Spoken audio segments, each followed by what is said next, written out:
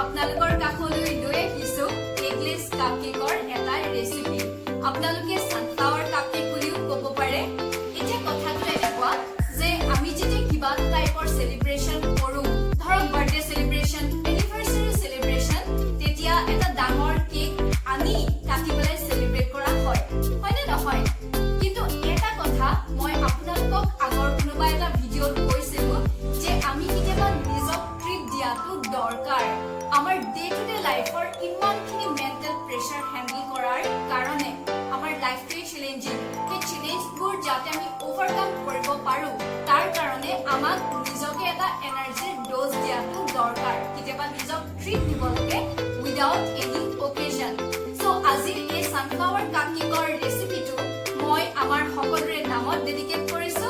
আৰু বাকী যি কি নহওক, মোৰ ৰেচিপিখিনি চাই যদি আপোনালোকে ভাল পাইছে তেনেহ'লে চেনেলটো সাবস্ক্ৰাইব কৰিব, বেল আইকনটো প্ৰেছ কৰি দিব, লাইক, শ্বেয়াৰ, কমেণ্ট এণ্ড সাজেশ্যন দিব বুলিও আশা কৰিলো। চ' এতিয়া দেৰি নকৰি বলকচোন চাওঁ আজিৰ ৰেচিপিটোৰ বাবে লগা ইনগ্ৰিডিয়েণ্টছখিনি। দেখিছেনে আপোনালোকে আমাৰ কাপকেক কেইটাত ফুলকেইপাহ কি ধুনীয়াকে ফুলি আছে, হয়নে নহয় বাৰু?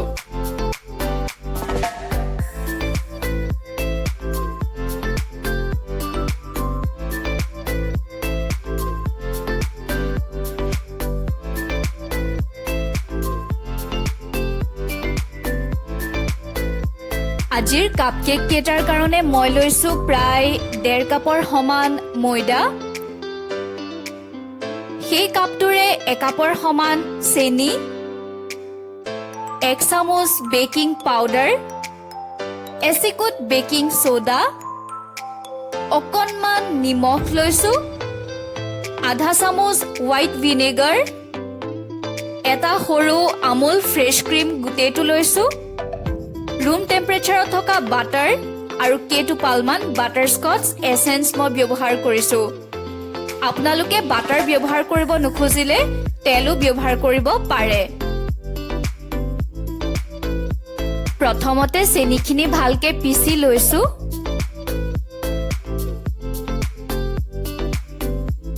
কেকৰ বেটাৰটো বনাবৰ কাৰণে মই ৰুম টেম্পাৰেচাৰত থকা প্ৰায় 3 চামুচৰ সমান বাটাৰৰ লগত চেনি গুড়িখিনি মিক্স কৰি লৈছো আৰু তেতিয়ালৈকে ফেটি থাকিব লাগিব যেতিয়ালৈকে বাটাৰৰ কালাৰটো অকণমান ক্ৰিমি হোৱাইট নিচিনা হৈ নাযায়। আপোনালোকে হাতেৰেও ফেটিব পাৰে বা মিক্সিটো ডাইৰেক্ট ফেটিব পাৰে, মানে মিক্স কৰি দিব পাৰে। আৰু আজি মই সৰু সাইজৰ আমুল ফ্ৰেছ ক্ৰীম গোটেইটোৱে ব্যৱহাৰ কৰিছো, কিন্তু একে চাদতে গোটেইখিনি নিদিব, অকণমান অকণমানকে এড কৰি থাকিব। আজিৰ কেকটো যদিও স্পঞ্জ কেক নহয়, হ'লেও স্পঞ্জ কেকৰ নিচিনাই স্পঞ্জি হয়।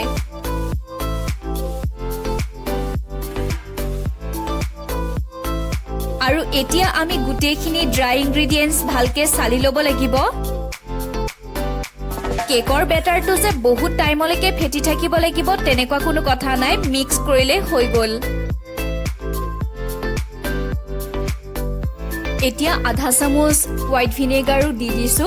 যদি আপোনালোকৰ ভিনেগাৰ নাথাকে তেনেহ'লে নেমুৰ ৰস 1 চামুচ ব্যৱহাৰ কৰিব পাৰে। আচলতে নেমুৰ ৰস বা ভিনেগাৰ ব্যৱহাৰ কৰিলে বহুত স্পঞ্জি হৈ যায় কেকটো। আৰু লগত মই কেইটোপালমান বাটাৰ স্কচ এছেন্স ব্যৱহাৰ কৰিছো। কিন্তু আপোনালোকে যদি এনেকুৱা ফ্লেভাৰিং এজেন্টৰ স্মেলটো বেয়া পায় তেনেহ'লে এই পৰ্চনটো স্কিপ কৰিব পাৰে, কাৰণ যিহেতু এইটো এগলেছ কাপকেক হয় তাত এক্সট্ৰা কোনো বেয়া স্মেল নাহে। বেয়া স্মেল মানে ধৰক কেতিয়াবা কণী ব্যৱহাৰ কৰি কেকটো বনাওঁতে কণীৰ কেঁচা গোন্ধটো থাকি যায় কিছুমান কেকৰ ক্ষেত্ৰত, আৰু তেনেকুৱা কোনো গোন্ধ এই কেকটোত নেপায়। সেইটো কাৰণে আপোনালোকে কোনো এক্সট্ৰা ফ্লেভাৰিং এজেন্ট ব্যৱহাৰ নকৰিলেও কাম চলি যাব। আৰু এতিয়া মই বেটাৰটো খুব লাহে লাহে ক্ৰীম মাজত এড কৰি কৰি ফেটি আছো। দেখিছেনে মই কেনেকে cut and fold technique follow' কৰি পেলাই কেকৰ বেটাৰটো ফেটিছো? আপোনালোকেও পৰাপক্ষত তেনেকে ফেটিবলৈ চাব। আচলতে আপোনাৰ কেকটো কিমান সফ্ট হৈছে সেইখিনি ইনগ্ৰিডিয়েণ্টছৰ ওপৰত নিৰ্ভৰ কৰিবতো হয়েই, কিন্তু লগতে আপুনি বেটাৰটো কেনেকে ফেটিছে তাৰ ওপৰতো বহুতখিনি নিৰ্ভৰ কৰিব। দেখিছেনে মই বেটাৰটো কেনেকৈ ওপৰতল কৰি ফেটিছোঁ শুনিবলৈহে কাট এণ্ড ফল্ড টেকনিকটো অকণমান টান ৱৰ্ডৰ নিচিনা কিন্তু কৰিবলৈ একদম ইজি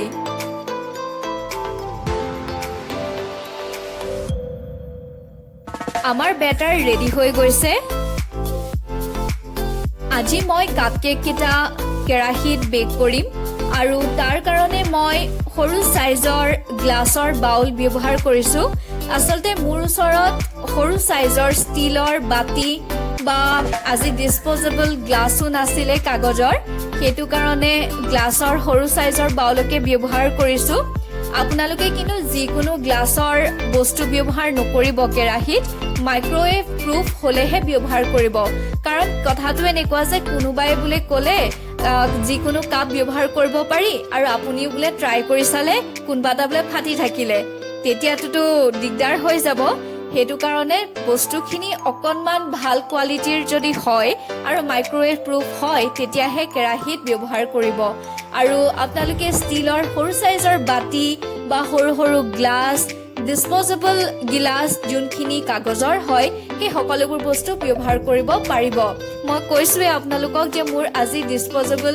কাগজৰ গ্লাছখিনি খতম হৈ গ'ল আৰু মোৰ ওচৰত ষ্টিলৰ সমান সাইজৰ সৰু বাউল নাই হেতু কাৰণে গ্লাছৰ বাউলখিনিকে ব্যৱহাৰ কৰিছো আসলতে কাপকেকখিনি দেখাত সৰু হলে বেছি ভাল লাগে চাইও বেছি ভাল লাগে আৰু যদি দেখাত বস্তু এটা বেছি ধুনিয়া হয় তেনেহলে অটোমেটিক খাইও ভাল লাগে হেতু কাৰণে মই এইখিনিকে ব্যৱহাৰ কৰিছো আৰু মই এলুমিনিয়াম ফয়েলৰ কভাৰ দি লৈছো যাতে ইজিলি ডিমোল্ড কৰিব পাৰো আৰু বাটাৰেৰে গ্ৰীজ কৰি লৈছো যদি আপোনালোকে ডিসপোজেবল গ্লাছ ব্যৱহাৰ কৰে কাগজৰ তাত তেল বা বাটাৰেৰে গ্ৰীজ কৰাৰ দৰকাৰ নাই এতিয়া আমি বেটাৰখিনি সমান পৰ্চনত দি ল'ব লাগিব মই তাৰ কাৰণে আইচক্ৰীম উলিয়াবলৈ দৰকাৰ হোৱা স্কুপাৰ ব্যৱহাৰ কৰিছো আপোনালোকে চামুচেৰেও আৰামছে বেটাৰখিনি দিব পাৰিব প্ৰথমতে সমান সাইজৰ সমান পৰ্চনৰ বেটাৰ দি লৈছো তাৰ পিছত এক্সেছখিনি আমি মিলাই দিম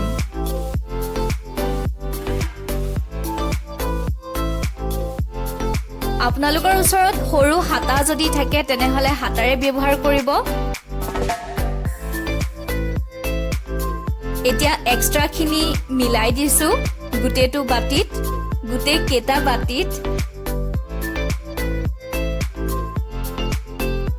আৰু টপ সাৰফেসখন অকনমান মিলাই দিছো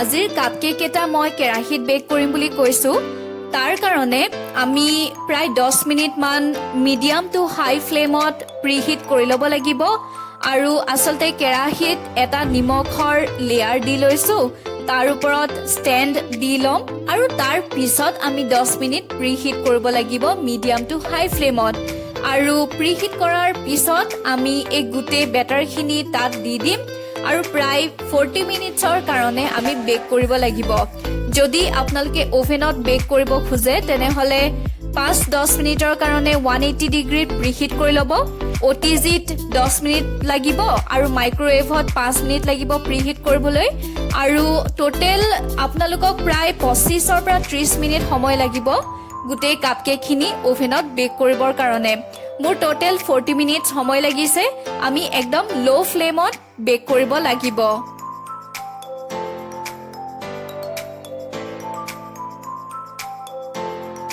প্ৰিহিট কৰাৰ পিছত খুব সাৱধানেৰে বাউলটো দি দিছো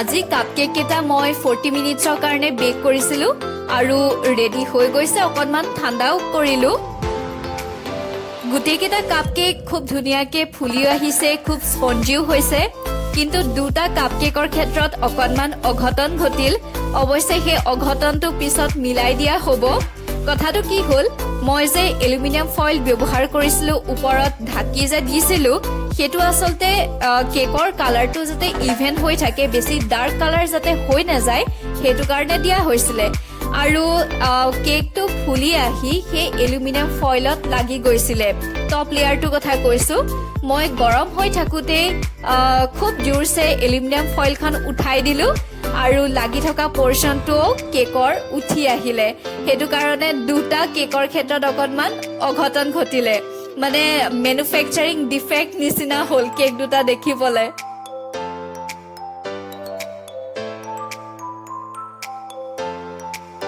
আজিৰ কাপ কেক কেইটা আইচিঙেৰে ডেকৰেট কৰিবৰ কাৰণে মই ৰিচ ব্ৰেণ্ডৰ এই নন ডেইৰী হুইপ ক্ৰীমটো ব্যৱহাৰ কৰিছোঁ এইখিনিতে এটা কথা মনত পৰিছে মই যে কাপ কেক কেইটা বনাওঁতে আমুলৰ ফ্ৰেছ ক্ৰীম ব্যৱহাৰ কৰিছিলোঁ যদি আপোনালোকৰ নাথাকে তেনেহ'লে গাখীৰ ব্যৱহাৰ কৰিব পাৰে গাখীৰ ব্যৱহাৰ কৰিলে একাপতকৈ অকণমান বেছিকৈ কৰিব আৰু আজি ছানফ্লাৱাৰখিনি বনাবৰ কাৰণে মই এই পাইপিং নজলটো ব্যৱহাৰ কৰিছোঁ যদি আপোনালোকৰ ওচৰত পাইপিং নজল নাথাকে তেনেহ'লেও কোনো কথা নাই কাৰণ মই ইয়াৰ আগৰ কেইটামান টিউটৰিয়েল দি থৈছোঁ পাইপিং নজল নোহোৱাকৈ কেনেকৈ এটা কেক ডেকৰেট কৰিব পৰা যায় চ' আপোনালোকে সেইখিনি চাব দেখিছেনে ভালকৈ চাই লওক নজলটো কেনেকুৱা পাইপিং নজলটো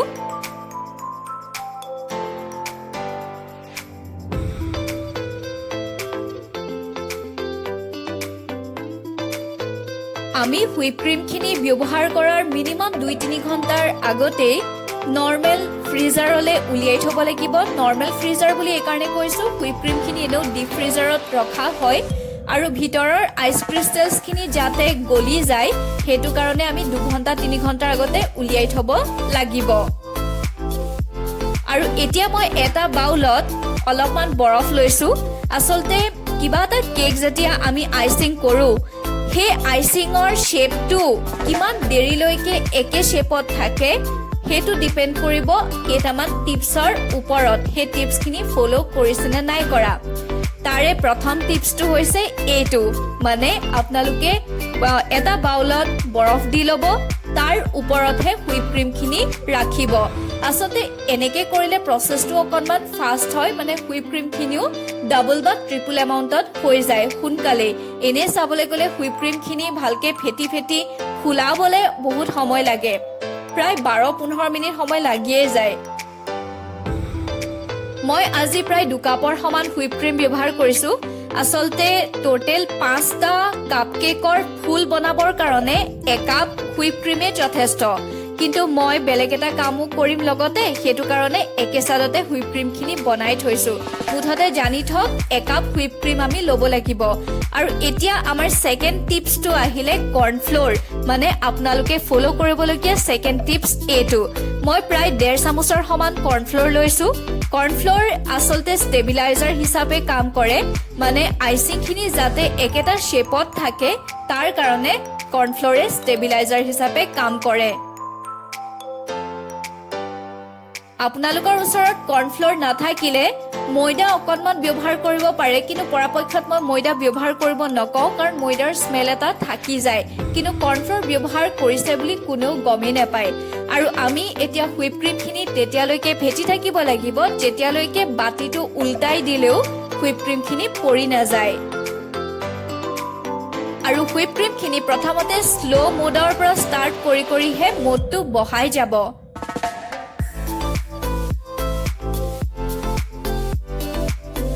এতিয়া মই অলপমান হুইপ ক্ৰীমৰ লগত য়েলো ফুড কালাৰটো মিক্স কৰি ল'ম যাতে ফুলৰ পাহিবিলাকৰ কালাৰ ওলাই যায় অৱশ্যে য়েল্লোৰ লগত মই অকণমান অৰেঞ্জ ফুড কালাৰো মিক্স কৰিছোঁ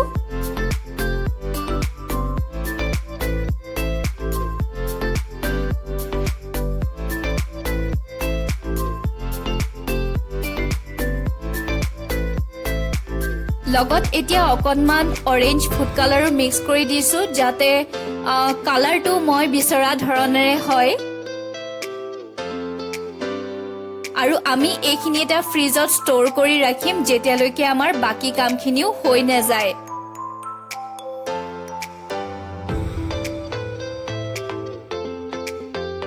এতিয়া মই এটা মিডিয়াম সাইজৰ বাটিৰ সমান সেমি ডাৰ্ক চকলেট গলাই ল'ব খুজিছোঁ আচলতে চাবলৈ গ'লে আজিৰ কাপকেক কেটাৰ কাৰণে একদম সৰু এটুকুৰা চকলেট গলাই ল'লে হৈ গ'ল কিন্তু মোৰ আৰু এটা বেলেগ কাম আছে, সেইটো কাৰণেহে মই একেচাদে এইখিনি গলাই ল'ব খুজিছো আৰু অকণমান খৰখেদা হোৱাত মাইক্ৰৱেভতে গলাই ল'ব খুজিছো। এনে আপোনালোকে গেছতো গলাই ল'ব পাৰে ডাবল বইলাৰ টেকনিক ফলো কৰি। আচলতে কথাটো এনেকুৱা যে আপোনালোকে এটা পাত্ৰত পানী অলপ গৰম কৰিলে আৰু তাৰ ওপৰত বেলেগ এটা পাত্ৰত চকলেটখিনি দি ভালকে লৰাই থাকিলে হৈ গ'ল, ধুনীয়াকে চকলেটখিনি গলি যাব। মোৰ চকলেটখিনি প্ৰায় 7 মিনিট মানত গলি গৈছে আৰু এতিয়া অকণমান ক্ৰীম এড কৰি কৰি লৰাই থাকিম যাতে চকলেটৰ কনসিস্টেন্সিটো অকণমান ভাল হয়। মই এইখিনি চকলেট গানাশ বনাব খোজা নাই। চকলেট গানাশ বনাবৰ কাৰণে বাটাৰ, ক্ৰীম বা গাখীৰ আৰু চকলেট লাগে। মই জাষ্ট এনে গলাব খুজিছো অকণমান স্মুথ এটা টেক্সচাৰ হোৱালৈকে। আৰু এটা কথা মনত ৰাখিব, চকলেটখিনি কুহুমীয়া গৰম হ'লেহে আমি কেকত ব্যৱহাৰ কৰিব পাৰিম, নহ'লে বাকী যোনখিনি আইচিং আছে সেইখিনি গলাই পেলাব। আৰু এতিয়া অলপমান হুইপ ক্ৰীম এড কৰি ভালকে মিক্স কৰি ল'ম। দেখিছেনে হুইপ ক্ৰীমখিনি দিয়াৰ লগালগ গোটেই বস্তুটো অকণমান গলি অহাৰ নিচিনা হৈছে। আমি ভালকে মিক্স কৰি প্ৰায় 5 মিনিট মান সময় ফ্ৰিজত ৰাখি থম। মানে এই চকলেটৰ আইচিংখিনিৰ কথা কৈছো। এতিয়া আমি ফ্ৰিজত 5 মিনিটৰ কাৰণে ৰাখি থম। মই যে আপোনালোকক কৈছিলো আজিৰ কাপকেক দুটাৰ ক্ষেত্ৰত অকণমান অঘটন ঘটিল আৰু সেইখিনি মই মিলাই দিব পাৰিম বুলি কৈছিলো। আচলতে এতিয়া আমি কাপকেক কেইটাৰ ট্ৰিম কৰিব লাগিব আৰু তেনেকৈ মিলি যাব। ট্ৰিম কৰা মানে যেতিয়া আপোনালোকৰ কাপকেক কেইটা অকণমান ফুলি আহিছে বা এটা সাইডত অকণমান বেছিকে দে যোৱাৰ নিচিনা হৈছে, তেতিয়া সেই পৰ্চনটো এটা সৰু লেয়াৰ নিচিনাকে কাটি উলিয়াব লাগিব। সেইখিনি অৱশ্যে এনেও নষ্ট নহয়, কাৰণ আল্টিমেটলি আমাৰ পেটলৈকে যাব। সেইখিনি এনেও নৰ্মেল কেকেই হয়। দেখিছেনে কেনেকে ট্ৰিম কৰি লৈছো? এইটো এটা অঘটন ঘটা কাপকেক। আৰু এনেও আইচিং কৰাৰ পিছত ওপৰৰ লেয়াৰটো কোনো ধৰাই নপৰে, মানে কোনো ধৰিব নোৱাৰে তাত কিবা ইনচিডেণ্ট হৈছিলে নেকি।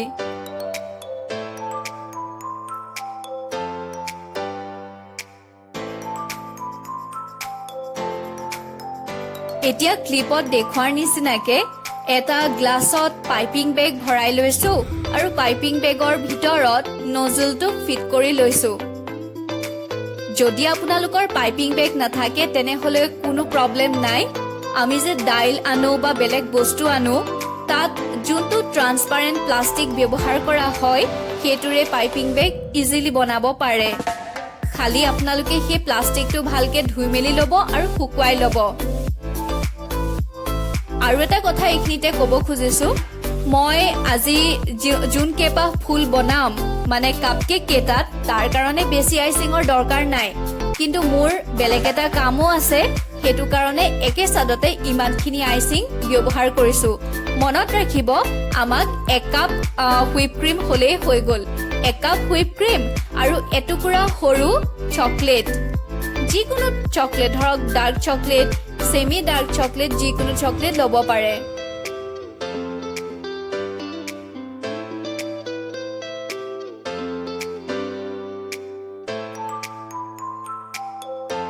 এতিয়া কেনেকে আমি পাহি কেইপাহ বনাব লাগিব সেইটো ভালকে মন কৰিব। মই পাইপিং বেগটোত অকণমান প্ৰেছাৰ দি লগালগ উঠাই দিছো। মানে প্ৰেছাৰ দিয়াৰ পিছত একেটা জেগাতে ৰৈ নাথাকিব, তেতিয়া আপোনালোকৰ পাহি কেইপাহ ভুটুকা হৈ যাব, শেষৰ ফালে জোঙা হৈ নাযায়। আৰু আমি ফাৰ্ষ্টৰ পাহি কেইপাহ অকণমান পথালি কৰি বনাব লাগিব। ফাৰ্ষ্টৰ পাহি কেইপাহ মানে ফুল এপাহৰ আটাইতকৈ লাষ্টৰ পাহি কেইপাহৰ কথা কৈছো মই। আৰু লাহে লাহে আমি পাহি কেইপাহ অকণমান থিয়কে বনাই আহিব লাগিব। যদি আপোনালোকৰ আইচিংখিনি একদম বঢ়িয়া হৈ আছে, মানে আইচিঙৰ কনসিস্টেন্সি যদি একদম বঢ়িয়াকে ফেটিছে, তেনেহলে ফুল কেইপাহ বনাবলৈ একো প্ৰব্লেম নাই। আৰু দেখিছেনে পাহি কেইপাহ কিমান ধুনীয়াকে থিয় হৈ হৈ আহিছে, আৰু তাৰ মেইন কাৰণ হৈছে আমি যে কৰ্ণফ্ল'ৰ দিছো, সেইটো এটা কাৰণ, আৰু আমি হুইপ ক্ৰীমখিনি কেনেকৈ ফেটিছো সেইটোও আন এটা কাৰণ।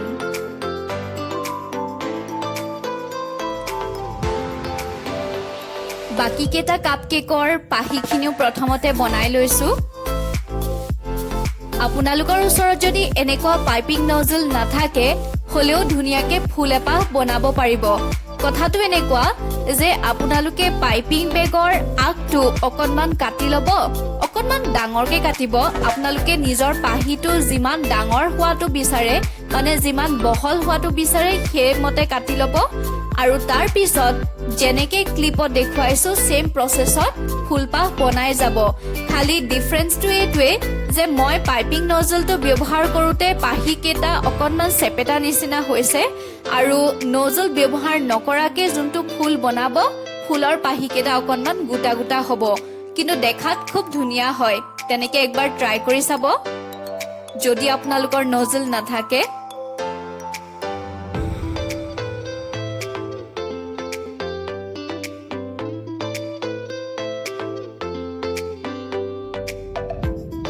দেখিছেনে পাহি কেইপাহ কেনেকে ৰৈ আছে? আকৌ এবাৰ কৈছো সেইটো ডিপেণ্ড কৰিব আপোনালোকে হুইপ ক্ৰীমখিনি কেনেকে ফেটিছে তাৰ ওপৰত।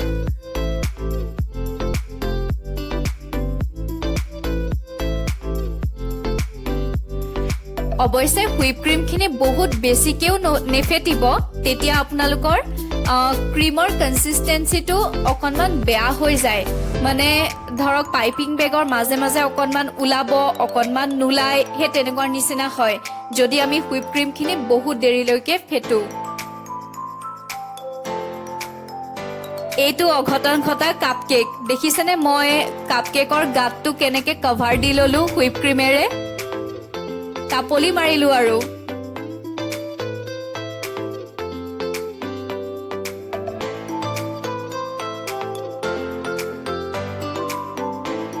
কোনেও ক'বই নোৱাৰিব যে এই কাপকেকটোৰ লগত কিবা এটা অঘটন ঘটিছিল।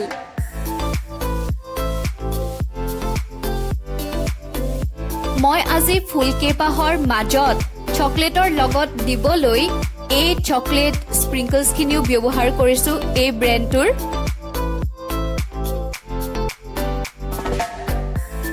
আমাৰ গোটেইকেইটা কাপকেকৰ ফুলৰ পাহি কেইপাহ ৰেডি হৈ গৈছে। এতিয়া আমি মাজৰ অংশত অকণমান চকলেট দিম আৰু তাৰ ওপৰত চকলেট স্প্ৰিংকলছখিনি সাৱধানেৰে দি দিম। আপোনালোকৰ ওচৰত যদি পাইপিং নজল নাথাকে চিন্তা নকৰিব, মই আকৌ এবাৰ কৈছো আমি পাইপিং বেগটোৰ আগত অকণমান কাটি ল'লেই হৈ গ'ল।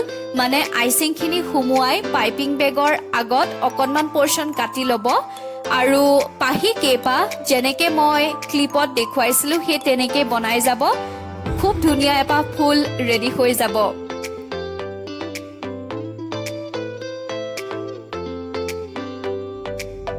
দেখিছেনে সাৱধানেৰে একদম মাজত মই স্প্ৰিংকলছখিনি দিছো, নহলে পাহি কেইপাহত পৰিলে অকণমান দিগদাৰ হৈ যায় উঠাবলে। আজিৰ এই বেকিঙৰ ৰেচিপিটো কেনেকুৱা পাইছে কমেণ্ট ছেকশ্যনত জনাবলৈ নাপাহৰিব। আপোনালোকেও ট্ৰাই কৰি চাবচোন।